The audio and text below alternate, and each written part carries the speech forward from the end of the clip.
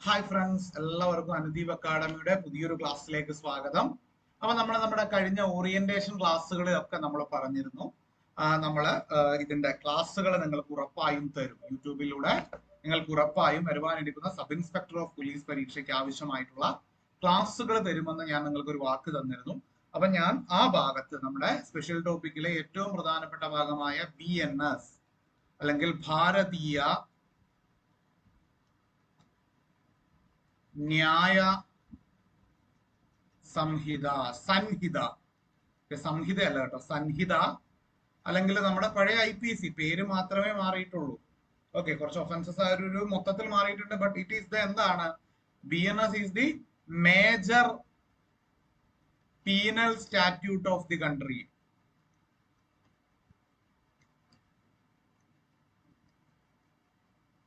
ഈ രാജ്യത്തെ ഏറ്റവും പ്രധാനപ്പെട്ട പീനൽ സ്റ്റാറ്റ്യൂട്ട്, ഈ രാജ്യത്തെ ഏറ്റവും പ്രധാനപ്പെട്ട എന്താണ്, ശിക്ഷാ നിയമമാണ് BNS അല്ലെങ്കിൽ IPC എന്ന് പറയുന്നത്.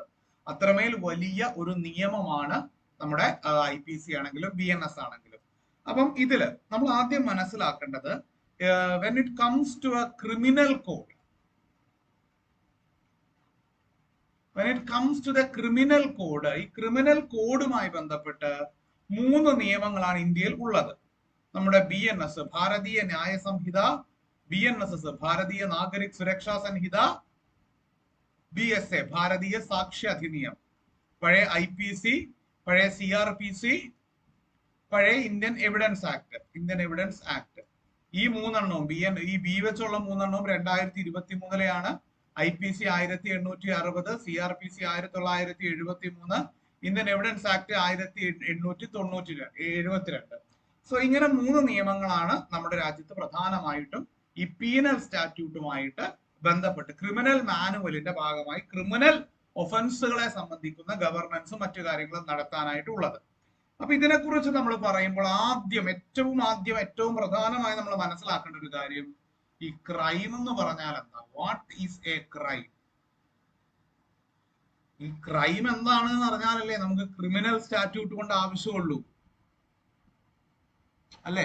ക്രൈം എന്താണ് എന്ന് അറിഞ്ഞാലല്ലേ മക്കളെ നമുക്ക് ഈ ക്രിമിനൽ സ്റ്റാറ്റ്യൂട്ട് കൊണ്ട് ആവശ്യമുള്ളൂ. സോ അപ്പൊ ആദ്യം നമ്മൾ മനസ്സിലാക്കേണ്ടത്, എനി, കൃത്യമായിട്ട് എഴുതി വെക്കണേ, എനി ആക്ട് ഓർ ഒമിഷൻ,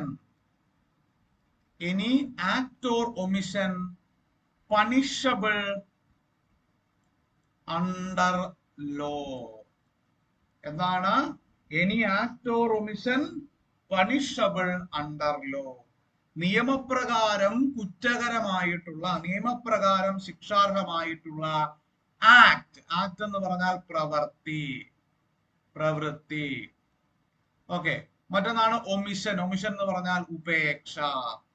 അപ്പം any act or omission punishable by law, നിയമപ്രകാരം കുറ്റകരമായിട്ടുള്ള ഒരു പ്രവൃത്തിയോ ഉപേക്ഷയോ, ഇവ രണ്ടുമാണ് എന്തിലേക്ക് നയിക്കുന്നത്? ഒരു ഒഫൻസ് ആവുന്നത്. അപ്പൊ നമ്മൾ ഇന്ന് പഠിക്കാൻ പോകുന്ന ഭാഗം എന്ന് പറയുന്നത് ജനറൽ എക്സെപ്ഷൻസ് ആണ്. ഓക്കെ, പൊതുവായ ഒഴിവാക്കലുകൾ എന്ന് നമ്മൾ മലയാളത്തിൽ പറയും. ജനറൽ എക്സെപ്ഷൻസ്, പൊതുവായ ഒഴിവാക്കലുകൾ.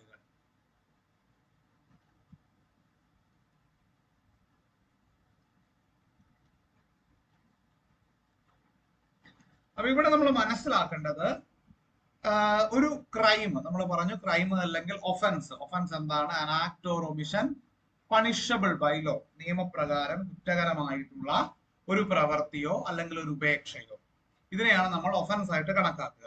അപ്പൊ ഇവിടെ പ്രശ്നം വരുന്നത്, ഈ ക്രിമിനൽ മാനുവൽ അല്ലെങ്കിൽ ക്രിമിനൽ നിയമങ്ങൾ ഒരു ആശയം നമുക്ക് മുന്നിലേക്ക് വെക്കുന്നുണ്ട്. ആ ആശയമാണ് കൾപ്പബിലിറ്റി. ക്രിമിനൽ നിയമം മുന്നോട്ട് വെക്കുന്ന ആശയമാണ് കൾപ്പബിലിറ്റി. അപ്പൊ എന്താണ് ഈ കൾപ്പബിലിറ്റി? കൾപ്പബിലിറ്റിയുടെ മലയാളം അല്ലെങ്കിൽ മറ്റൊരു ഇംഗ്ലീഷ് വാക്ക് പണീഷബിലിറ്റി എന്നാണ്. കൾപ്പബിലിറ്റിക്ക് നമ്മൾ പണീഷബിലിറ്റി എന്ന് പറയും, അല്ലെങ്കിൽ ശിക്ഷാർഹത്വം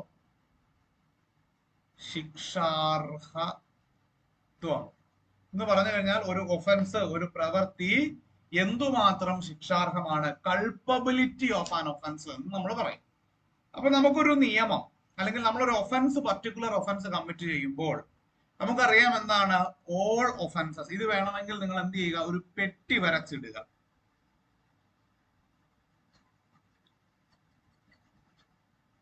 ഒരു ബോക്സ് വരച്ച് അങ്ങോട്ട് ഇടുക. എന്താണ് all offenses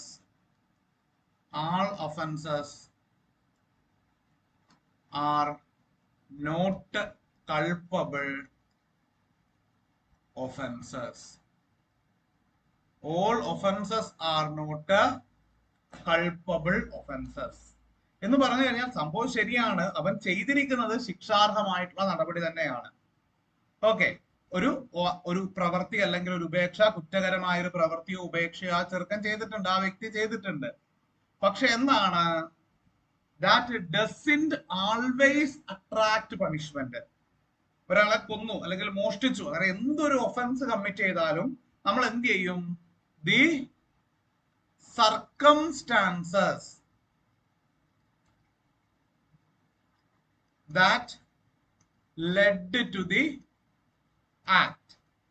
ഈ ഒരു പ്രത്യേക കാര്യം ഈ വ്യക്തി ചെയ്യാനുണ്ടായ സാഹചര്യം എന്താണ്? ഒന്നുമില്ല, വെറുതെ ഒരു എൻജോയ്മെന്റിന് വേണ്ടി ഒരുത്തനെ കുത്തിക്കൊന്നു, അത് പറയാൻ പറ്റില്ല, അത് ഉറപ്പായിട്ടും അവൻ പോയി ജയിലിൽ കിടക്കണം. എന്നാൽ അവൻ നമ്മളെ കൊല്ലാൻ വന്നപ്പോ നമുക്ക് ജീവൻ രക്ഷിക്കാൻ മറ്റു വഴികളൊന്നുമില്ല. ഒരാള് നമ്മളെ കൊല്ലാൻ വന്നു, നമുക്ക് ജീവൻ രക്ഷിക്കാൻ മറ്റൊരു വഴിയുമില്ല. അങ്ങനെ നമുക്ക് നിർഭാഗ്യവശാൽ അവനെ കൊല്ലേണ്ടി വന്നു. അത് ഏതാണ് വരിക? അത് ജനറൽ എക്സെപ്ഷൻ ആണ്. മനസ്സിലായോ? അത് ജനറൽ എക്സെപ്ഷൻ ആണ്, പൊതു ഒഴിവാക്കലാണ്. നമ്മൾ അവനെ കൊല്ലണം എന്ന് കരുതി കൊന്നതല്ലല്ലോ, നമുക്ക് നമ്മുടെ ജീവൻ രക്ഷിക്കാനായിട്ട് മറ്റൊരു വഴിയുമില്ല. അപ്പോൾ ഇത്തരത്തിൽ ഈ ജനറൽ എക്സെപ്ഷൻസ്, അതായത് അവിടെ ചെയ്തിരിക്കുന്ന കുറ്റം കുറ്റമാണ്, അവിടെ ചെയ്തിരിക്കുന്ന act constitutes an offence. Okay, മർഡറോ ഹോമിസൈഡോ തെഫ്റ്റോ കോസിംഗ് ഗ്രീവിയസ് ഹെർട്ടോ അല്ലെങ്കിൽ causing grievous hurt by means of dangerous വെപ്പണോ, അങ്ങനെ എന്തെങ്കിലും ഒരു പണി ഇവിടെ ചെയ്തിട്ടുണ്ടാവും, ഡെഫിനറ്റ് 100%. പക്ഷെ എന്തല്ല, ഇറ്റ് ഡസന്റ് ഹാവ്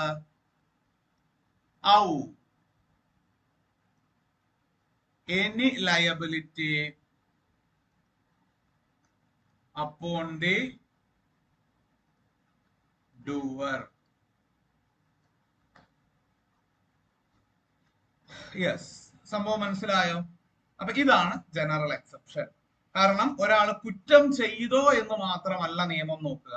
പണ്ടത്തെ നിയമമായിരുന്നു, അവൻ കുറ്റം ചെയ്തു, ഇന്ന് അവനെ കിട്ടിയാൽ അവനെ തൂക്കിക്കൊന്നിട്ട് തന്നെ ബാക്കി കാര്യമെന്ന് പണ്ടത്തെ നിയമം ചിന്തിക്കുമായിരുന്നു. എന്നാൽ നമ്മൾ പുതിയ കാലത്തെ ന്യൂ ഏജ്, ഇന്ന് ആധുനിക കാലത്തെ നിയമം എപ്പോഴും ചിന്തിക്കുന്നത് എന്താണ്, അദ്ദേഹത്തിന് അങ്ങനെ ഒരു തെറ്റ് ചെയ്യേണ്ടി വന്നു, അത് അപ്പൊ നമ്മൾ എന്ത് ചെയ്യണം, ആ തെറ്റ് ചെയ്യാനുണ്ടായ സാഹചര്യം. അപ്പൊ സാഹചര്യം എന്താണ്, അദ്ദേഹത്തെ തെറ്റുകാരനാക്കുന്നില്ല. സാഹചര്യം അദ്ദേഹത്തെ തെറ്റുകാരനാക്കുന്നില്ല എങ്കിൽ ആ ചെയ്ത തെറ്റിന് അദ്ദേഹം ശിക്ഷ അനുഭവിക്കേണ്ട. അതാണ് ഈ നാട്ടിലെ നിയമം.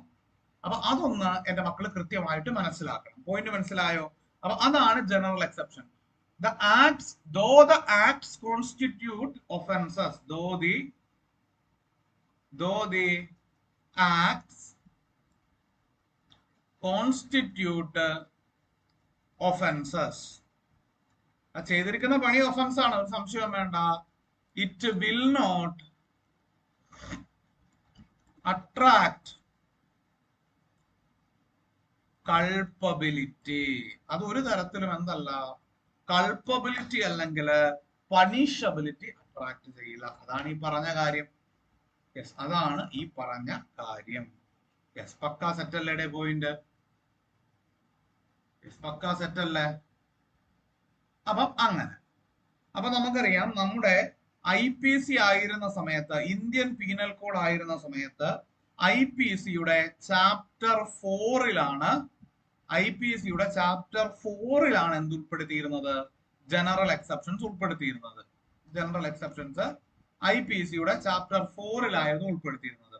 BNSലേക്ക് വന്നപ്പോൾ BNSന്റെ ചാപ്റ്റർ 1 എന്ന് പറയുന്നത് ഇൻട്രൊഡക്ഷൻ ആണ്, ചാപ്റ്റർ 2 എന്ന് പറയുന്നത് പണിഷ്മെന്റ്സ് ആണ്. ഓക്കെ,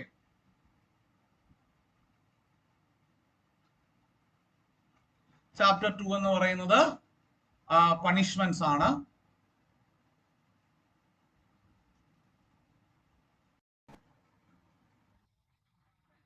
രണ്ടാമത്തെ ചാപ്റ്റർ എന്ന് പറയുന്നത് പണിഷ്മെന്റ്സ് ആണ്. BNSന്റെ മൂന്നാമത്തെ ചാപ്റ്റർ ശ്രദ്ധിച്ച് മനസ്സിലാക്കണം. IPC നാലാമത്തെ ചാപ്റ്റർ ആയിട്ട് നമുക്ക് വേണ്ട.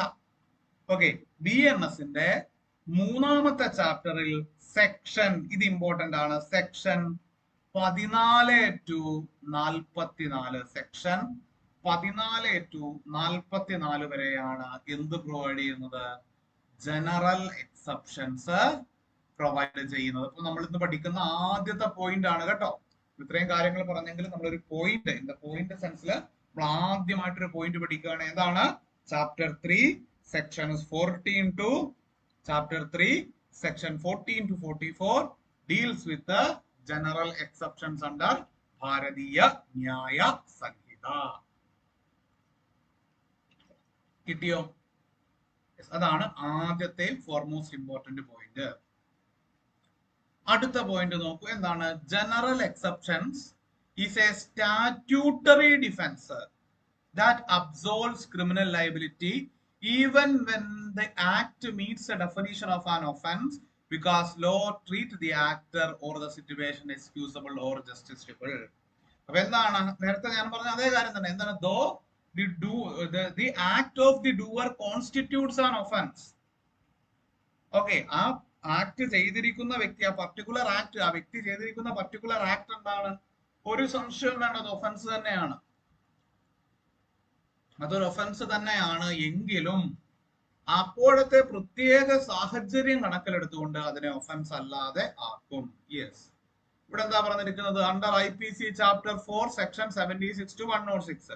ഞാൻ അറിയാൻ വേണ്ടി കൊടുത്താണ്. IPCയിലും ഉണ്ടായിരുന്ന ഒരു പുതിയ സാധനമല്ല. BNSലേക്ക് വരുമ്പോൾ അത് ചാപ്റ്റർ 3. ഇത് ഇമ്പോർട്ടന്റ് ആണ്. BNSലേക്ക് വരുമ്പോൾ എത്രയാണ്? ചാപ്റ്റർ 3 ആണ്, സെക്ഷൻ 14 to 44. പിന്നെ എന്താണ് ഈ BNSൽ പറയുന്നു? പ്രത്യേകം മനസ്സിലാക്കണം. The chapter 3 applies to all the offenses. Applies to all the offenses mentioned in this code.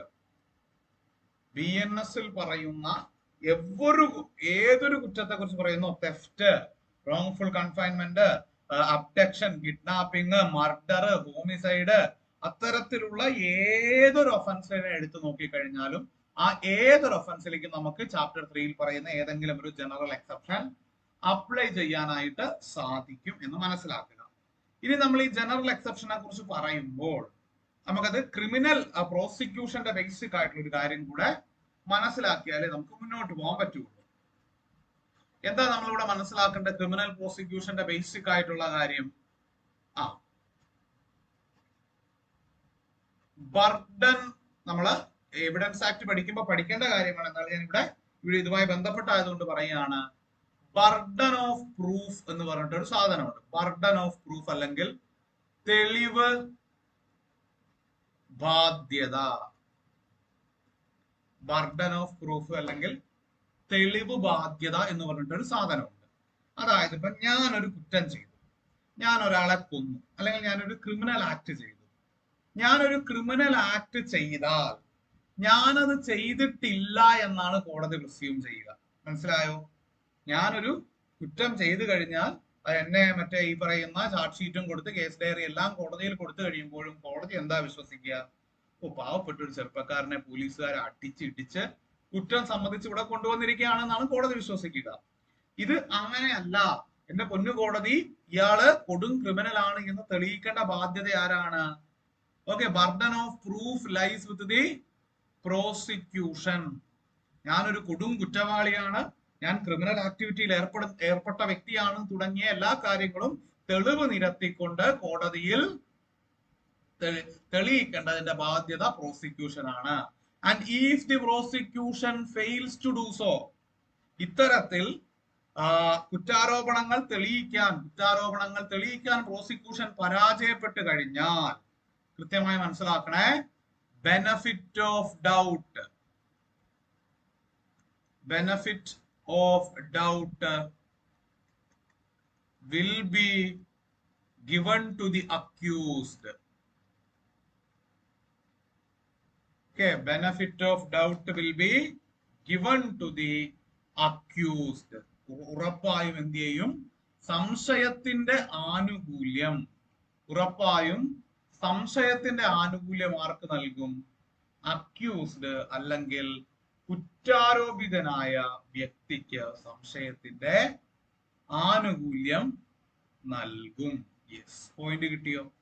അപ്പം ഇവിടെ ജനറൽ എക്സെപ്ഷന്റെ കാര്യം വരുമ്പോൾ ഒരു ചെറിയ മാറ്റമുണ്ട്. അതുകൊണ്ടാണ് പറയുന്നത്, നമ്മളൊരു ജനറൽ എക്സെപ്ഷൻ ക്ലെയിം ചെയ്യാണ്. ഞാൻ 7 വയസ്സിൽ താഴെയുള്ള കുട്ടിയാണ്, അതല്ലെങ്കിൽ എനിക്ക് ബുദ്ധി സ്ഥിരത ഇല്ലാത്ത വ്യക്തിയാണ് തുടങ്ങി നമ്മള് സെക്ഷൻ 14 മുതൽ സെക്ഷൻ 44 വരെയുള്ള ഏത് ക്ലെയിം ചെയ്താലും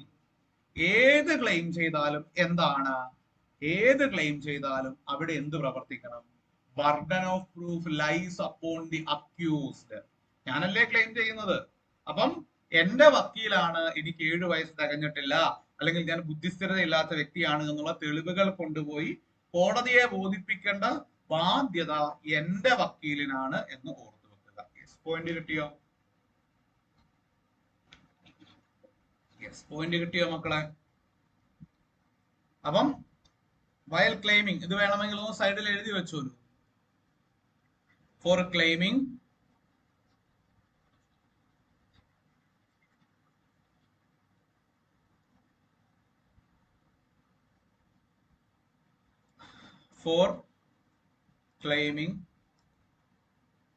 general exceptions under chapter 3 of BNS, for claiming general exceptions under chapter 3 of BNS, the burden of proof. ഇപ്പൊ മനസ്സിലായില്ലെങ്കിലും ടെൻഷൻ ആവണ്ട. ബർഡൻ ഓഫ് പ്രൂഫ് എന്ന് പറഞ്ഞാൽ തെളിവ് ബാധ്യത, അത്രയേ ഉള്ളൂ. ഇപ്പൊ ടെൻഷൻ ആവണ്ട, നമ്മൾ എവിഡൻസ് ആക്ട് പഠിക്കുമ്പോൾ വളരെ ഇൻഡെപ്തിൽ പഠിക്കും. Burden of proof lies with the defence അല്ലെങ്കിൽ accused. Burden of proof lies with the defence or accused. അപ്പം ഇങ്ങനെയാണ് എന്ത് സംഭവിക്കുന്നത്? ഈ കാര്യം മുന്നോട്ട് പോകുന്നത്. യെസ്, പക്കാ സെറ്റല്ലേ? യെസ്, പക്കാ സെറ്റല്ലേ? സംശയമൊന്നുമില്ലല്ലോ.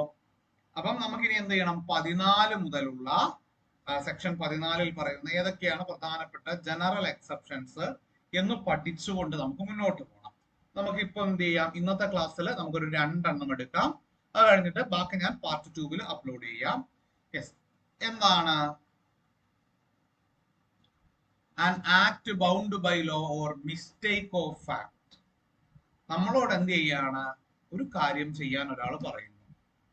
Okay, and we are bound to do that. നമ്മളത് ചെയ്യുന്നു.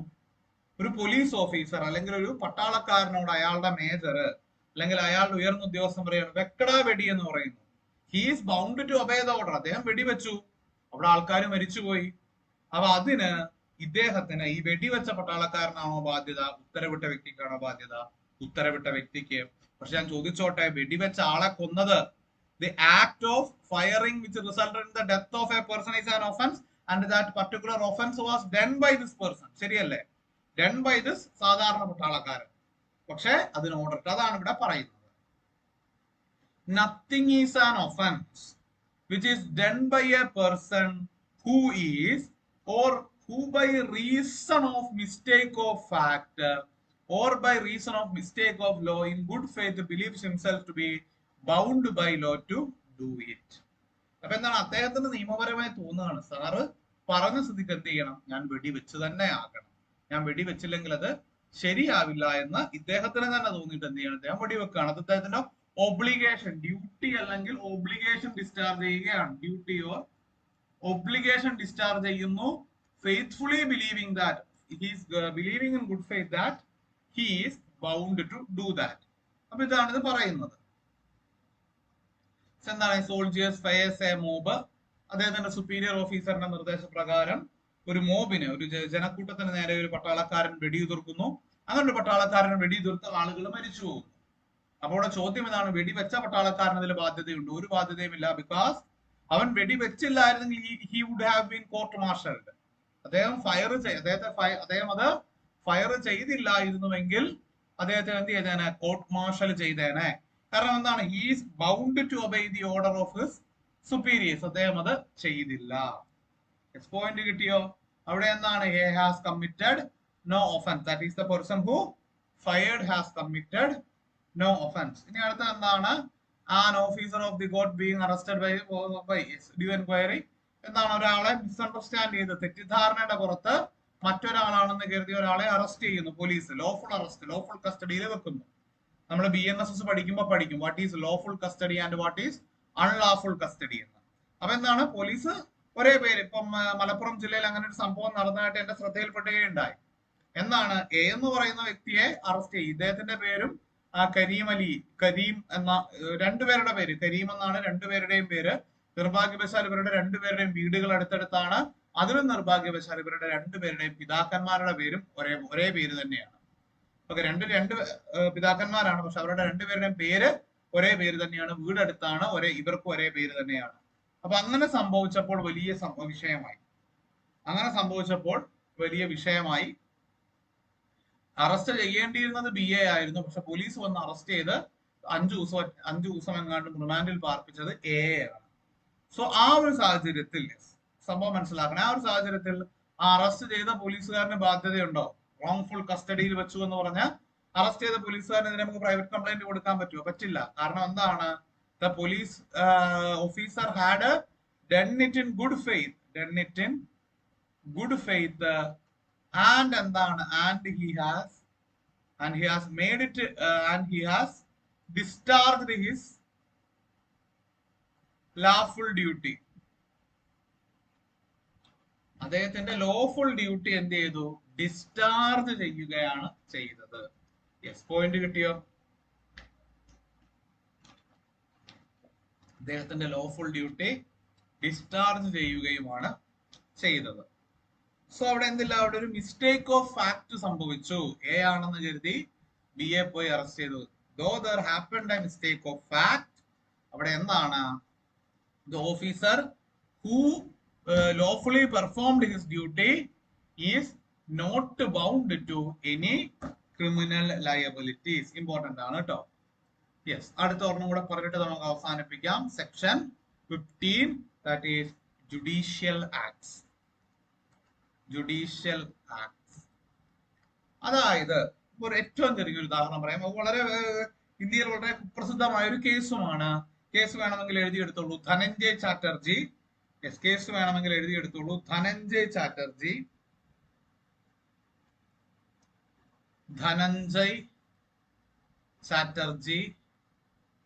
Versus state of West Bengal.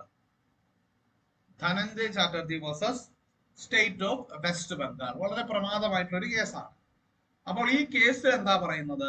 ഈ Dhananjay Chatterjee was convicted of rape and murder of A minor girl. Rape and murder, ഒരു പ്രായപൂർത്തിയാകാത്ത പെൺകുട്ടിയെ ബലാത്സംഗം ചെയ്ത് കൊന്നു എന്നുള്ള ഒഫൻസിന് എന്ത് ചെയ്തു? ഈ ധനഞ്ജയ് ചാറ്റർജിയെ പോലീസുകാരെ പിടിച്ചുകൊണ്ടുപോയി. And he was awarded with a death sentence. അദ്ദേഹത്തിന് വധശിക്ഷ തന്നെ കോടതി നൽകുകയും ചെയ്തു. And it was executed. അദ്ദേഹത്തെ തൂക്കിക്കൊന്നു. ഒന്നും പറയാനില്ല, അദ്ദേഹത്തെ തൂക്കിക്കൊന്നു. And in due course of time, കാലാന്തരത്തിൽ നടത്തിയിട്ടുള്ള അന്വേഷണങ്ങൾക്കും പഠനങ്ങൾക്കും ഒടുവിൽ വെളിവായി ധനഞ്ജയ് ചാറ്റർജി വാസ് ഇന്നസെന്റ്. ആ കേസിൽ ധനഞ്ജയ് ചാറ്റർജി ഒന്നും ചെയ്തിട്ടില്ല. ധനഞ്ജയ് ചാറ്റർജി ഇന്നസെന്റ് ആയ ഒരു വ്യക്തിയായിരുന്നു. അങ്ങനെ മനസ്സിലായി കഴിഞ്ഞപ്പോൾ നിയമം തന്നെ ചിന്തിക്കുകയാണ്, നമുക്കിനി ആ ജീവൻ തിരിച്ചു കൊടുക്കാൻ കഴിയൂ, നമുക്കിനി എന്ത് ചെയ്യാൻ സാധിക്കുമെന്നൊക്കെയുള്ള വലിയ ചിന്തകൾ നിയമത്തിൽ വരുമ്പോഴും ഈ ധനഞ്ജയ് ചാറ്റർജിയെ തൂക്കിക്കൊല്ലാൻ വിധിച്ച ജഡ്ജിക്ക് എന്തെങ്കിലും ക്രിമിനൽ ലയബിലിറ്റി ഉണ്ടോ? ധനഞ്ജയ് ചാറ്റർജിയെ തൂക്കിക്കൊല്ലാൻ വിധിച്ച ജഡ്ജിക്ക് ഒരു ഇന്നസെന്റ് ആയ മനുഷ്യനെ തൂക്കിക്കൊന്നില്ലേ? അദ്ദേഹം ചെയ്തിരിക്കുന്നത് മർഡർ അല്ലേ? ആണോ? അല്ല. അതാണ് പറയുന്നത്. അതാണ് ഇവിടെ പറയുന്നത്. ശ്രദ്ധിച്ച് മനസ്സിലാക്കുക. എന്താണ്? Nothing is an offense which is done by a judge. Important, which is done by a judge when acting judicially in the exercise of any power which is in good faith he believes he has power to do. അപ്പൊ എന്താണ്? ഒരു judge അദ്ദേഹത്തിന്റെ lawful duty discharge ചെയ്യുമ്പോൾ ചെയ്യുന്ന ഒരു ഒഫൻസും എന്തല്ല, ഒരു ഒഫൻസും offence അല്ല. ഒരു ജഡ്ജി അദ്ദേഹത്തിന്റെ ലോഫുൾ ഡ്യൂട്ടി ഡിസ്ചാർജ് ചെയ്യുമ്പോൾ ചെയ്യുന്ന ഒരു ഒഫൻസും ഒരു ഒഫൻസേ അല്ല. അവിടെ ഒരു ഇമ്പോർട്ടന്റ് ആയിട്ടുള്ള ടേം ഉണ്ട്, that is lawful duty. Lawful duty ആയിരിക്കണം. അതെന്താണ്? ഒന്ന് the judge must be the competent authority. ഉദാഹരണം പറയുകയാണെങ്കിൽ നമ്മൾ ഹൈറാർക്കി ഓഫ് കോർട്സ്, കോടതികളുടെ ഇത് പഠിക്കുമ്പോൾ ഏറ്റവും താഴത്തെ കോടതിയാണ് മജിസ്ട്രേറ്റ് കോടതി. മജിസ്ട്രേറ്റ് കോടതിക്ക് ഒരാളെ തൂക്കിക്കൊല്ലാൻ വിധിക്കാൻ അവകാശമൊന്നുമില്ല. തൂക്കിക്കൊല്ലാൻ വിധിക്കാൻ അവകാശമുള്ളത് സെഷൻസ് കോടതിക്കാണ്. അപ്പോൾ ഈ സെഷൻസ് കോടതി ഒരാളെ തൂക്കിക്കൊല്ലാൻ വിധിക്കുന്നതിന് പകരം മജിസ്ട്രേറ്റ് കോടതി എന്ത് ചെയ്യാണ്? ഒരാളെ തൂക്കിക്കൊല്ലാൻ വിധിച്ചു, ഒരാളെ തൂക്കിക്കൊന്നു. അപ്പൊ അവിടുത്തെ ചോദ്യം ശ്രദ്ധിച്ച് മനസ്സിലാക്കണേ. അവിടുത്തെ എന്റെ ചോദ്യം എന്ന് പറയുന്നത്, അങ്ങനെ മജിസ്ട്രേറ്റ് കോടതി പറഞ്ഞു തൂക്കിക്കൊല്ലാൻ വിധിച്ച ഒരാളെ തൂക്കിക്കൊല്ലാൻ ഈ ജഡ്ജിന് ആ ഇമ്മ്യൂണിറ്റി കിട്ടുമോ എന്നാണ്. കിട്ടില്ല. കാരണം എന്താണ്? കോമ്പീറ്റന്റ് ജഡ്ജ് അല്ല. തൂക്കിക്കൊല്ലാൻ വിധിക്കാൻ മജിസ്ട്രേറ്റിനല്ല അധികാരം, സെഷൻസ് ജഡ്ജിനാണ് അധികാരം. അപ്പം ലോഫുൾ ഡ്യൂട്ടി ഒരു ജഡ്ജി സെക്ഷൻ 15 പ്രകാരം ഇമ്മ്യൂണിറ്റി ക്ലെയിം ചെയ്യണമെങ്കിൽ ആദ്യം എന്തായിരിക്കണം? Duty must be, the judge must be a competent authority. രണ്ടാമത്തെ എന്താണ്? All the procedures must be followed as mentioned in the criminal manual. Criminal മാനുവലിലും പ്രീസിഡൻസും, ക്രിമിനൽ മാനുവലിലും മുന്നുള്ള കേസുകളിലും എന്തു പറഞ്ഞിട്ടുണ്ട്? ആ പറഞ്ഞിട്ടുള്ള കാര്യങ്ങളെല്ലാം, ആ പ്രീസിഡൻസ്, ക്രിമിനൽ മാനുവലിൽ പറഞ്ഞിരിക്കുന്ന സ്റ്റാറ്റ്യൂട്ടറി ഒബ്ലിഗേഷൻസും പ്രീസിഡൻസും എല്ലാം കൃത്യമായി ഫോളോ ചെയ്തിരിക്കണം. ജഡ്ജി രാവിലെ നടക്കാൻ പോകുമ്പോൾ എന്ത് ചെയ്യാണ്? ഒരാളെ കണ്ടു, ഒരുത്തൻ വേറൊരുത്തനെ കുത്തിക്കൊല്ലുന്നത് ജഡ്ജി കണ്ടു. അപ്പൊ ജഡ്ജി ഉടനെ എന്ത് ചെയ്യാണ്? കേട്ടാ നീ അവരെ കൊന്നല്ലേ, നിനക്ക് വധശിക്ഷ എന്ന് പറഞ്ഞിട്ട് എന്ത് ചെയ്യാണ്? അപ്പൊ തന്നെ വിധി എഴുതി അപ്പൊ തന്നെ ജയിലിലോട്ട് കൊടുത്തുകൂട്ടി ഇവനെ അപ്പൊ തന്നെ അറസ്റ്റ് ചെയ്ത് കൊണ്ടുപോയി. അന്ന് രാവിലെ കൊലപാതകം ഉച്ചയായപ്പോഴത്തേക്ക് അവനെ തൂക്കിലേറ്റി. അങ്ങനെ പറ്റുമോ? ഇല്ല. അദ്ദേഹത്തെ എന്താണ്? ഫെയർ ട്രയൽ കൊടുത്തിരിക്കണം, അതിനുശേഷം അപ്പീൽ കൊടുത്തിരിക്കണം, രാഷ്ട്രപതിക്ക് ദയാഹർജി കൊടുത്തിരിക്കണം, അതിനുശേഷം ബ്ലാക്ക് വാറന്റ് ഇഷ്യൂ ചെയ്തിരിക്കണം. ഇങ്ങനെ ഒരു ഫുൾ പ്രൊസീജിയർ കഴിഞ്ഞിട്ട് മാത്രമേ ഒരു ശിക്ഷ വിധിക്കാനായിട്ട് സാധിക്കുകയുള്ളൂ. പിന്നെ എന്തായിരിക്കണം? പിന്നെ jurisdictional authority shall not be exceeded. Judge എന്ത് ചെയ്യാൻ പാടില്ല? പാലക്കാട് സെഷൻസിൽ നടക്കുന്ന കാര്യത്തിന് എന്ത് ചെയ്യണ്ട? തിരുവനന്തപുരത്തെ ജഡ്ജി തൂക്കിക്കൊല്ലാൻ വിധിക്കണ്ട. അല്ലെങ്കിൽ തിരുവനന്തപുരത്തെ ജഡ്ജി ചിലപ്പം പാലക്കാട് വല്ല കല്യാണത്തിന് പോകുമ്പോഴായിരിക്കും എന്തെങ്കിലും ഒരു പ്രവൃത്തി കാണാം. ഉടനെ തന്നെ എന്ത് ചെയ്യും? സിനിമയിലൊക്കെ കാണുന്ന പോലെ ജഡ്ജി ഞാൻ ജഡ്ജിയാടാന്ന് പറഞ്ഞ് അപ്പൊ തന്നെ എഴുതും. അപ്പൊ തന്നെ എഴുതിയിട്ട് അവനെ കൊണ്ടുപോയി തൂക്കിക്കൊല്ലാൻ വിധിക്കുക, അല്ലെങ്കിൽ അവനെതിരെ ശിക്ഷ കൊടുക്കുക. അത് പറ്റില്ല. ടെറിട്ടോറിയൽ ജൂറിസ്ഡിക്ഷൻ ഏതാണോ ഒരു ജഡ്ജിന് അനുവദിച്ചു കൊടുത്തുള്ള ടെറിട്ടോറിയൽ ജൂറിസ്ഡിക്ഷൻ, ആ ടെറിട്ടോറിയൽ ജൂറിസ്ഡിക്ഷനിൽ നിന്നുകൊണ്ട് മാത്രമേ പ്രവർത്തിക്കാനായിട്ട് പാടുള്ളൂ. സോ ഇതാണ് ജുഡീഷ്യൽ ആക്ട്സ്. അപ്പൊ ഇത്രയും പോയിന്റുകൾ കിട്ടിയോ? യെസ്, നോക്കൂ, ഇത്രയും പോയിന്റുകൾ കിട്ടിയോ മക്കളെ? യെസ്, പക്കാ സെറ്റ് അല്ലേ? യെസ്, സംശയമൊന്നുമില്ല എന്ന് കരുതിക്കോട്ടെ. അപ്പൊ ജനറൽ എക്സെപ്ഷന്റെ ആദ്യത്തെ 2 ഭാഗങ്ങളാണ് നമ്മൾ പറഞ്ഞത്. ബാക്കി ഭാഗങ്ങൾ നമ്മൾ ഉറപ്പായും എന്താണ്, ഇതിന്റെ ഒരു പാർട്ട് 2 വീഡിയോ വരും ദിവസങ്ങളിൽ നിങ്ങൾക്ക് കിട്ടും. അപ്പം ജനറൽ എക്സെപ്ഷൻസിനെ കുറിച്ച് കൂടുതൽ കാര്യങ്ങൾ നമുക്ക് അപ്പോൾ മനസ്സിലാക്കാം. എന്നാൽ ഞാൻ അവസാനിപ്പിക്കുന്നു. നിങ്ങൾക്ക് എന്റെ അഭിവാദ്യങ്ങൾ. Okay, thank you.